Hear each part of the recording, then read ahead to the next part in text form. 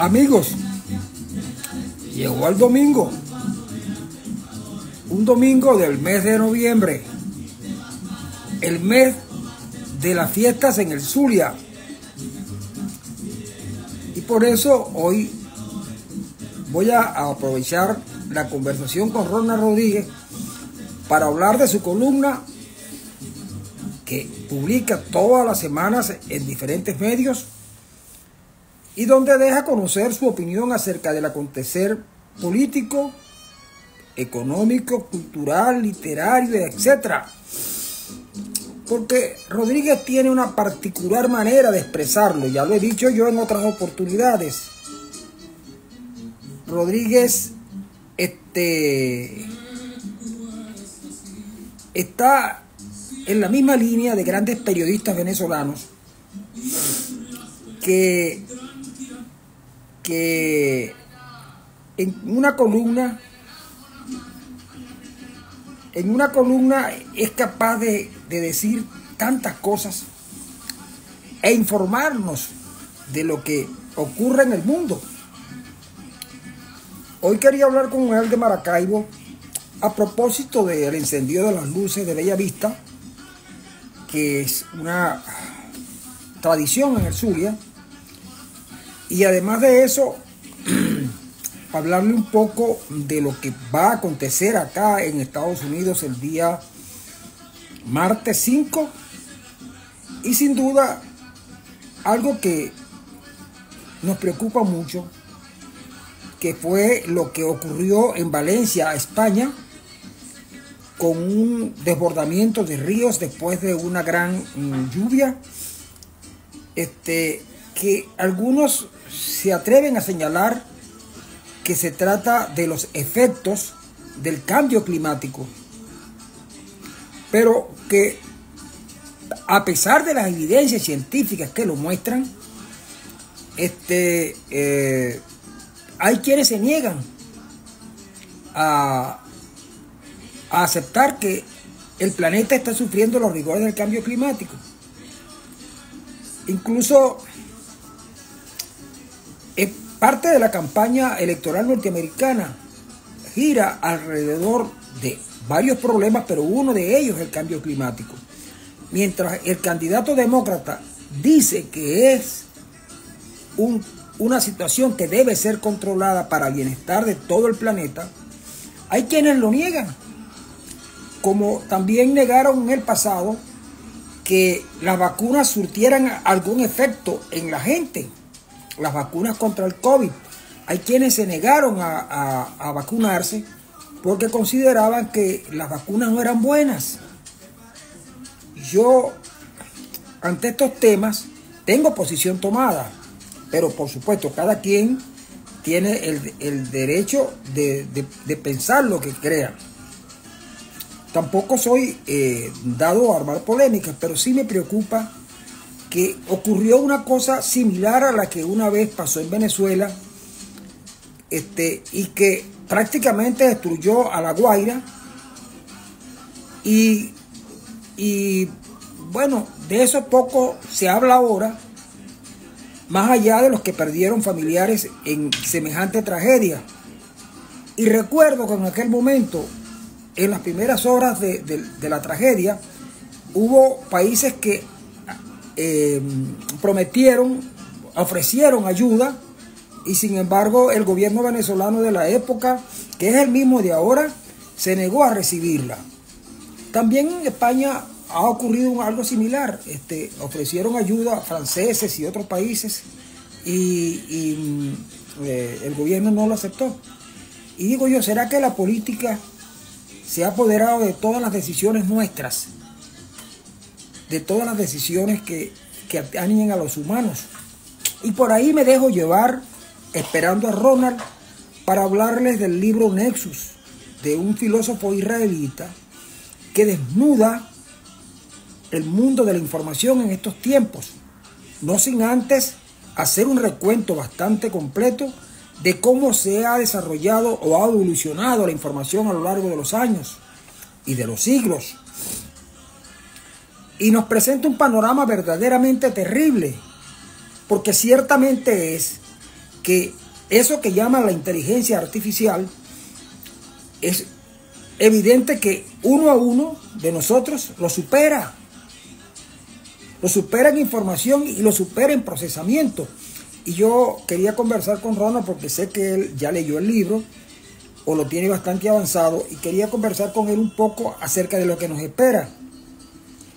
Y lo que nos espera no es una cosa que esté para mañana, pero tampoco muy lejano, en que veamos cómo las relaciones en el mundo terminan cambiando, justamente porque el que mejor maneje las redes de información y su capacidad de recabarla, tendrá ventaja frente a otros que no la hagan.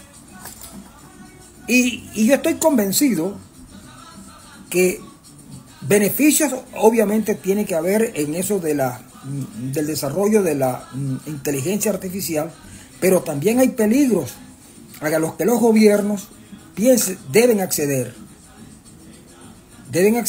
y deben legislar con tiempo para evitar las consecuencias futuras. Bueno, son ya a las 11 de la mañana, no sé si Ronald podrá comunicarse conmigo hoy. De todas maneras, ya que inicié esta conversación, voy entonces también a decirles que me preocupa la realidad venezolana. Y me preocupa porque Venezuela es un país que tiene condiciones humanas y de recursos para afrontar cualquier situación, pero necesita un liderazgo comprometido con ello. Yo, por ejemplo, siempre he dicho que a mí me da la impresión de que los gobernantes venezolanos no son venezolanos. ¿Y por qué digo esto? Porque una buena parte del electorado venezolano en su momento votó por Hugo Chávez porque no le gustaba lo que había en Venezuela antes. Y no le gustaba, no porque la gente no pudiera sobrevivir, porque sobrevive ahora, sino porque las fuerzas fácticas que siempre están allí consideraron que habían perdido opciones políticas y a lo mejor también opciones de dinero, de recursos, de renta, y pretendían cambiarlo para ver si así seguían en lo mismo. Por eso veíamos a un Marcel Granier iracundo en Radio Caracas. Veíamos a la gente de Universal escondida, pero en fin de cuentas en lo mismo. Veíamos a la gente de Venevisión actuando a mansalva con este caballero a quien llamaban Alfredo Peña. Y vimos también a la gente del Nacional y, ¿por qué no?, a la prensa, a la gente de la prensa regional, que se hacían los locos frente a lo que venía y frente a lo que estaba ocurriendo. Y entonces apostaron por la opción del militar, de un militar que supuestamente venía a redimirnos a los venezolanos. Y el militar no nos redimió, al contrario, nos unió en una de las crisis más terribles que ha padecido la sociedad venezolana. Yo creo que después de la guerra de independencia, lo más grave que le ha pasado a los venezolanos ha ocurrido ahora. Porque sí, es verdad, éramos un país petrolero que con los vaivenes de la situación petrolera del mundo, pues Venezuela le iba bien o le iba mal. Pero yo recuerdo que el último gobierno de Caldera, el petróleo estaba a $8. Y estando a $8, seguían pagando los salarios que se pagaban en Venezuela. Y los venezolanos seguían recibiendo un salario que, si bien es cierto, no era de los más altos del mundo, podía la gente resolver sus grandes problemas de los más cruciales. Resulta que después el petróleo llegó a $100 y el país se endeudó en nombre de la revolución, en nombre del patrio muerte, en nombre de un montón de cosas de sin razones. Y la gente, cansada de eso, un día le quitó el apoyo al presidente Chávez sin que él se diera cuenta, pero Chávez muere y coloca en la presidencia seguramente a uno de sus mejores delfines, de quien la gente dice que él no es un hombre ilustrado. Y ciertamente cuando uno ve a Maduro en una conversación informal, sabe que Maduro no tiene mucho en la cabeza. Porque Maduro no se formó nunca. Porque esa era otra cosa que teníamos los venezolanos. Los pobres en Venezuela tuvimos la oportunidad de estudiar. Tuvimos la oportunidad de un sistema de salud que nos protegía de enfermedades. Sí, es verdad que luego todo se deterioró y que no es verdad que todas las universidades fueran iguales, pero muchos hijos de gente pobre fuimos a las universidades, estudiamos en colegios públicos y fuimos a universidades de primera sin pagar un centavo. Yo recuerdo que cuando yo llegué a la Universidad del Zulia se pagaban 28 bolívares por todo un semestre. Y muy poquito, de verdad. 28 bolívares y una caja de cerveza costaba 14 o 20, no sé cuánto. En fin, nos dieron educación a los venezolanos. Pero no estábamos satisfechos y no teníamos por qué estarlo, necesitábamos más cosas. Pero había electricidad, había agua potable, había inseguridad, sin duda. Había un transporte que funcionaba a medias, no era el mejor. Pero había una Venezuela que ya hoy no está. Y entonces los venezolanos han hecho de todo por revertir las cosas, pero no pueden porque los que están en el poder no son venezolanos, no les preocupan los venezolanos, sus desgracias. ¿Cómo es posible que a un gobierno se le vayan 8 millones o 6 o 5, los que se hayan ido al mundo, incluso algunos arriesgando la vida? Oye, el gobierno no se preocupa por mejorar los salarios. No. Eso no se preocupa. Y se preocupa, eso sí, si alguien es capaz de decir que Maduro no es inteligente, o que Diosdado se asustó cuando en los sucesos de abril. No, al contrario. Y cuando hay denuncias acerca de cuestiones de corrupción, pues no, nadie dice nada. Por ejemplo, al señor Aizami, estudiante mediano de la Universidad de los Andes, ninguna lumbrera, llegó al poder porque era un tipo que vinculaba al chavismo con los árabes, con los grupos terroristas del Medio Oriente. Y llegó a las posiciones más importantes. Pues un día dicen que el Aizami y su pandilla se robaron 21 mil millones de dólares, pero no sabemos dónde están. ¿Dónde están los 21 mil millones de dólares? Ni sabemos dónde está el Aizami. En días pasados detuvieron al alcalde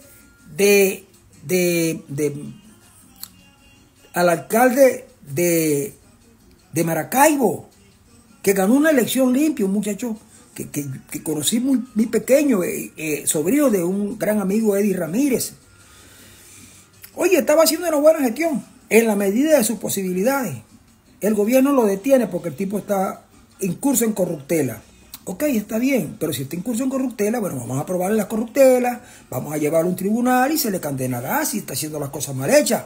Pero no, lo llevaron al SEBIN y allí, bajo presión seguramente, porque la gente dice, no, es que yo no. Al que estén torturando, lo más seguro es que tenga que decir lo que es y lo que no es. Eso está claro. Al que estén torturando, eso queda para las películas. Eso queda para las películas. Al que comienzan a torturar, dice lo que le dicen que diga. Bueno, entonces Ramírez está preso, pero están presos muchos venezolanos por opinar. Y resulta que, bueno, el país sí tiene muchos presos políticos, pero no tiene comida, no hay trabajo, el trabajo no es decente, los hospitales no funcionan como deberían funcionar, en fin. Y un día, por instancias del gobierno, pensando que podía ganar unas elecciones, porque los tipos además son bastante ingenuos al pretender que bajo esas condiciones los venezolanos podían votar por ellos, resulta que los venezolanos fueron a las urnas y los derrotó un señor desconocido llamado Edmundo González Urrutia. Y como gana, los tipos no muestran el resultado de las elecciones, sino que dicen ganó Maduro y ya está, y ganó Maduro. Y entonces los países serios del mundo le dicen, bueno, pero dinos cómo ganó Maduro, no hay problema, danos las actas. No, nosotros no tenemos por qué dar actas, nosotros ganamos. Y si nosotros decimos que ganamos, perfecto. Ok, el gobierno está en su derecho, Pero entonces uno ve a venezolanos, y los voy a decir con nombre y apellido, porque son dos personas a quienes desgraciadamente alguna vez conocí, pero no fui amigo de ellos. Uno es Carlos Raúl Hernández. Carlos Raúl Hernández. Él sale a decir que ganó Maduro porque la oposición no pudo cobrar el triunfo. Y el otro es un señor a quien llaman Kiko Bautista, que también sale a decir que ganó Maduro, que él está con la mentira. Eso no es verdad. Siempre estuvieron con el gobierno, porque al gobierno le subvenciona los gastos extras que ellos tienen, porque los almuerzos no son gratis. Y obviamente quien lo subvenciona es el señor Gorrín. Es el señor Gorrín quien subvenciona a Kiko Bautista, a Carlos Raúl Hernández y a otros más. Sí, sí es verdad, pueden haberse cometido errores. Pero ¿cómo va a decir Kiko Bautista que Edmundo González Urrutia, él no cree ni votará más por él, que no votó tampoco, porque se tuvo que exiliar? Y Kiko y todos vimos cuando el gobierno salió a perseguirlos y se tuvieron que esconder. A Kiko no lo persiguen, salvo que deje de pagar una cuenta en un bar de Caracas, que muchas veces lo ha hecho. Pero, señores, y esos son los que van a los medios, sobre todo al medio este de Gorrín, a Globovisión. Entonces, la oposición venezolana, el pueblo venezolano, más que la oposición, porque lo que se expresó el 28 de julio fue el pueblo venezolano, que hizo mutis de oposiciones y votó contra el gobierno. Y lo que salía en aquel momento y ahora es un gran frente por rescatar la democracia y los resultados electorales. Y en eso anda la gente. Pero María Corina se les esconde y Maduro, como no la consigue, Maduro dice que está entre Panamá y Colombia. Para que María Corina le diga, no, yo estoy en La Vega, o en Montalbán, o en la Cota 905, donde el gobierno no pudo sacar. ¿Cómo va a decir el gobierno que a lo mejor está metido allá donde estaba el Willy, cómo que se llama, el tipo este bandolero, que el gobierno nunca pudo capturar? O donde se esconde el niño Guerrero, que se escapó de Tocorón y nunca lo consiguieron. A lo mejor está escondido cerca donde está escondido el niño Guerrero, o a lo mejor está escondido donde ellos tienen escondido a la Itzami. Es probable, yo no dudo que sí sea. Ahora, es preocupante que también la desgracia de los venezolanos sea utilizada por políticos en otras latitudes con el propósito de ganarse unos cuantos votos. Y los venezolanos, que de constancia, parece que son muy, digamos, muy proclives a hacerlo. Yo leí hoy en la mañana unas declaraciones de un senador muy famoso en la Florida, que dice que la culpa de que Maduro esté allí después de las elecciones es culpa del gobierno de Biden. Pero antes había oído decir que la culpa de los problemas que está causando el cambio climático y en particular los huracanes eran parte de una política de los demócratas y en particular de Biden. Entonces digo yo, oye, y yo que pensé que la sociedad norteamericana era mucho más ilustrada, de mucho más conocimiento, porque, caramba, no se puede poner en duda los aportes que a la ciencia y al conocimiento en particular han dado los Estados Unidos. Pero uno siente cosas terribles, cosas que se dicen y uno sabe evidentemente que son mentiras, pero la gente las cree. Uno de los grandes problemas del gobierno venezolano es que la gente ya no les cree nada. Y están equivocados al pensar que el hecho de que no hayan salido a las calles para que lo sigan reprimiendo es porque el venezolano les tiene miedo. Sí, es verdad, hay terror. Porque llega este caballero llamado Tuntún a tumbarte la puerta. Lo único que me preocupa, o algo que me preocupa mucho de Venezuela, es que yo era de los que creía que había que hacer una transición pacífica, que era importante además porque no sacaba el chavismo del juego, porque ellos tenían una importante cuota de poder en el país. Con eso la perdieron. La perdieron y seguramente retrasan un tiempo su salida. Sí, lo van a retrasar, claro, ya están retrasando. Pero han hecho tantas barbaridades, han maltratado a tanta gente que no podrá ser pacífica. De allí que hay que hablarle a la familia de Diosdado Cabello, y a la familia de Maduro y a la señora Flores, y a la familia de tantos otros, que no crean que el venezolano olvida, que no crean que porque estén hoy en el poder, mañana van a estar y van a seguir protegidos. Probablemente algunos tengan información y puedan huir rápidamente en un avión desde La Carlota, pero otros no. Yo no me quiero extender mucho porque ya veo que el señor Rodríguez no llegó, y como tenemos que íbamos a hablar de Maracaibo, pues no, yo no quiero hablar de Maracaibo más allá de decirles que ayer estuve todo el día oyendo gaitas y que hoy también voy a oír gaitas.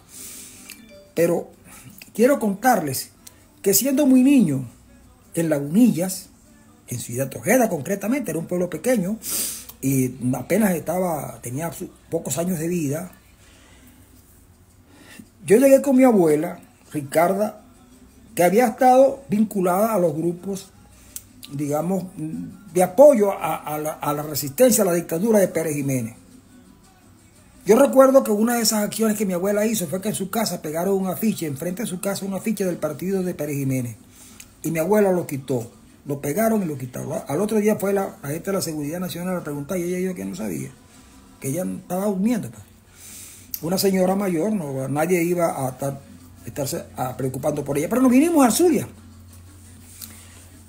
Y un día estábamos en la casa, vivíamos por ahí, por la N, en Ciudad Ojeda, y nos dijeron que teníamos que salir a la calle porque el dictador Pérez Jiménez iba a pasar por la carretera nacional en un carro hacia Valera, creo que iba. Y toda la gente tenía que salir, porque obligaban a la gente a salir. Salimos a ver, yo vi el carro donde iba el Pérez Jiménez.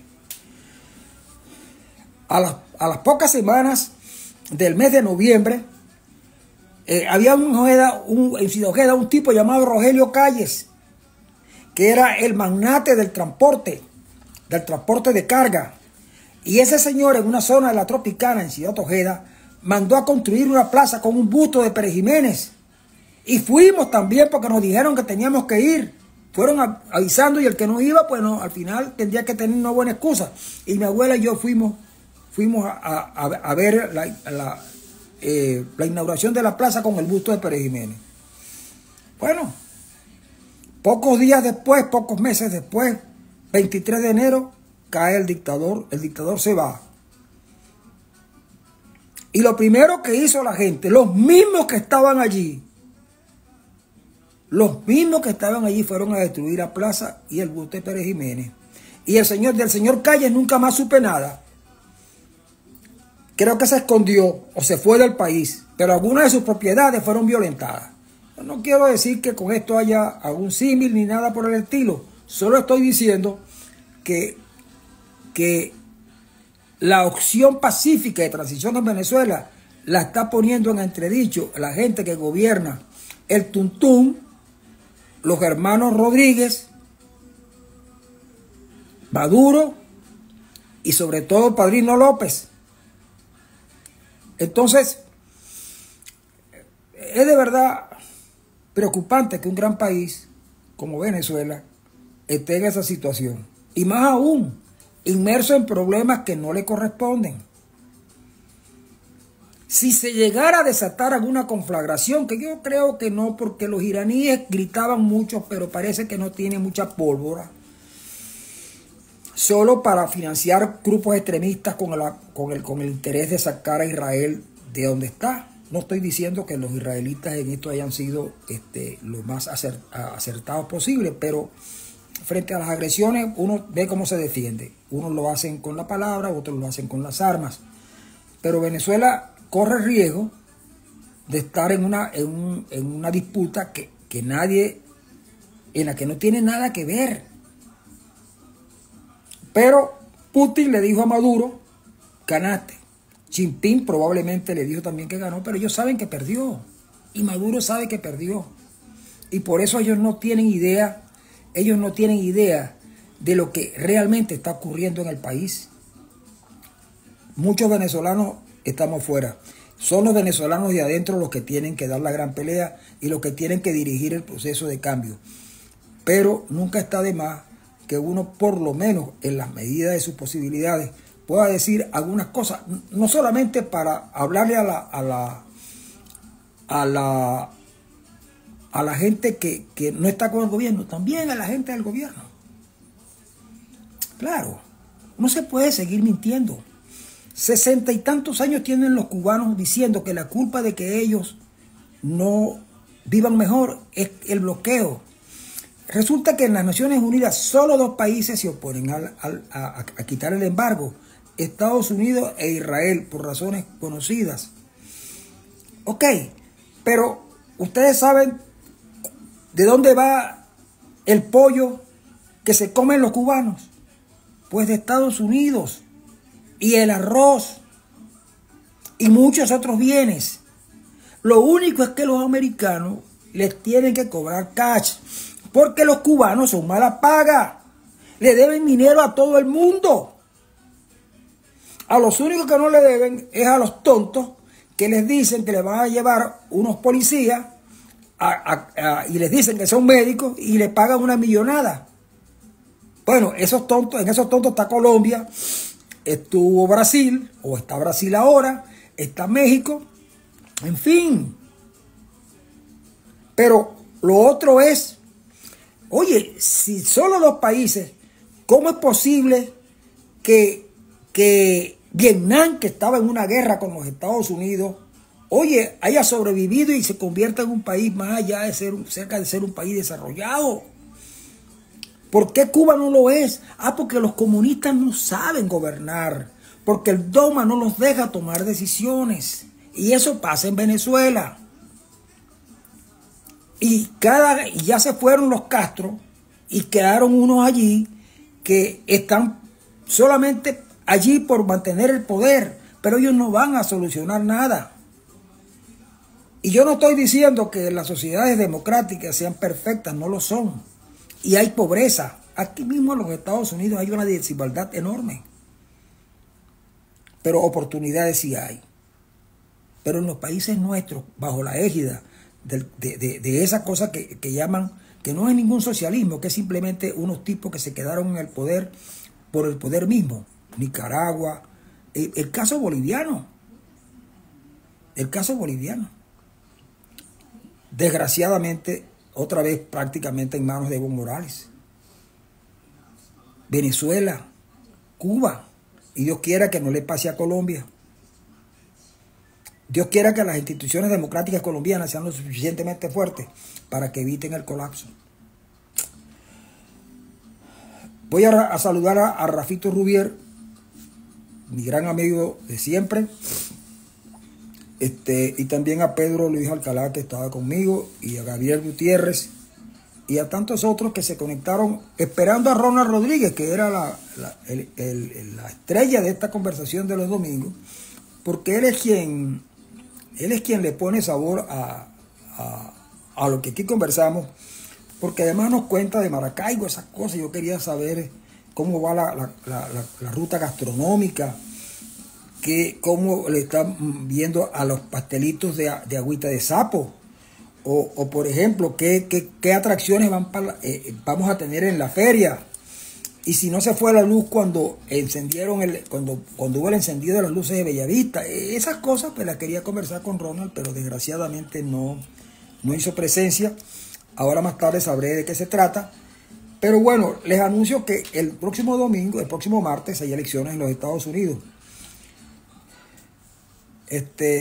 Yo les voy a decir que después de haber visto muchas encuestas y analizar en buena parte la economía norteamericana y ver cómo funcionan los partidos y cómo votan algunos grupos importantes, como en la parte étnica o también los inmigrantes, tengo que decirles que pareciera ser que el discurso de Donald Trump, fuerte,